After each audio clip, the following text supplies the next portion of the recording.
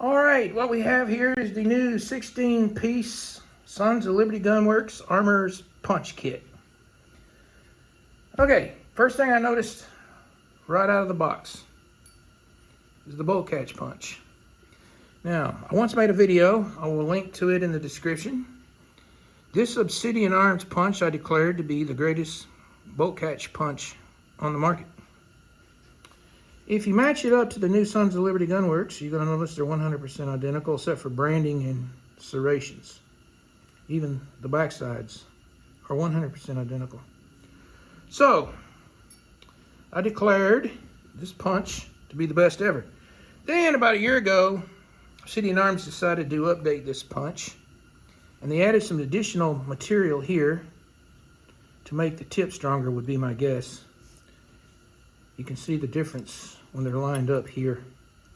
The problem with that here, this extra metal, is it doesn't go in the hole quite as good. So then I declared this punch the worst punch I've ever seen, and I was ready to toss it into the trash. So it's good to see that Sons of Liberty Gunworks punch is identical to the original, but let's take a look at this. Here you have Obsidian Arms and Sons of Liberty, and you'll notice the writing and the fonts and everything is 100% identical. So, I am 100% convinced this kit is made by Obsidian Arms, and it just comes with the Sons of Liberty Gunworks branding. So you get the standard 1/16 for the ejector, you get the standard roll pin holder and punch for the gas tube roll pin, and then you get the standard 3/32 for the bolt catch and the Ford Assist, and then you get the 1/8 for the trigger guard.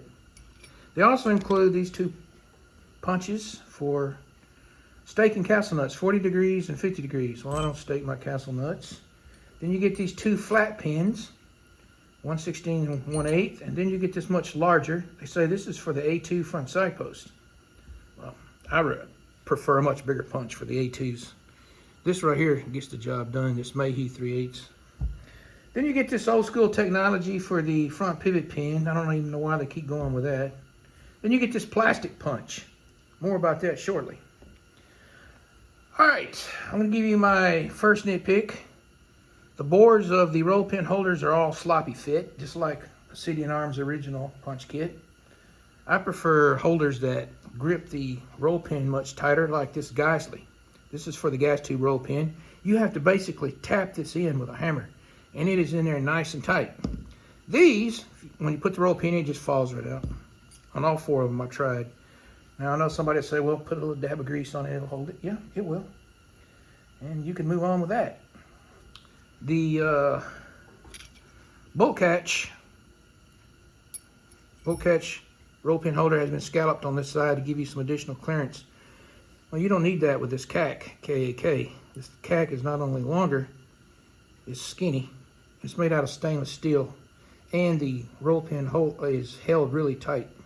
I prefer this, and I prefer this Geissele. But that's just nitpicking. Okay, this plastic punch is identical to the one in the Obsidian kits, except they made it longer. What they did not do was include this trigger pin and alignment, or hammer pin alignment pin. I really like that because you can stick it in the end, you can jam it in, and then you can put the roll pin or the hammer and trigger pins in and slide them right in. They should have included this. So my two basic nitpicks is they did not include this, and the roll pin holders are sloppy. If I was Obsidian Arms and I was going to come out with this whole brand new kit and get Sons of Liberty Gunworks to put their logo on it, I would have tightened up these bores. I mean, they can still go back and do that, and they can still put this in the kit. You can probably call them and buy this. I have mixed and matched different brands of punches in my punch sets so that I have good, tight roll pin holders. Like here. This is not a bad kit. It's very expensive. It's stored in this Draca bag. It remains to be seen how durable these are before they start falling apart. But Magpul makes some great products, so we'll see. It's $120 time you add in taxes and shipping. so it's not cheap. However, if you're a tool whore like I am, you'll probably like it. So here's what I think happened. I'm just giving my opinion. CDN Arms made this kit. They ship it to Primary Arms. Primary Arms sells them to the end users. And Sons of Liberty Gun Works gets... And you cooperate with us, and maybe we'll cut you in for a piece of the action. A minuscule, a very small piece. So my guess is Sons of Liberty Gun Works is much better known than Obsidian Arms, and so they partnered with putting their brand on this new punch kit. On a scale of 1 to 10, I'll give them a 9.8. I'm really impressed that they went back to the original design on this. I wish they'd included the alignment pin, and I wish they'd tightened up them holes in those roll pin holder bores. Then they'd have had a grand slam home run. Instead, I'm going to give them a 3-run homer for this.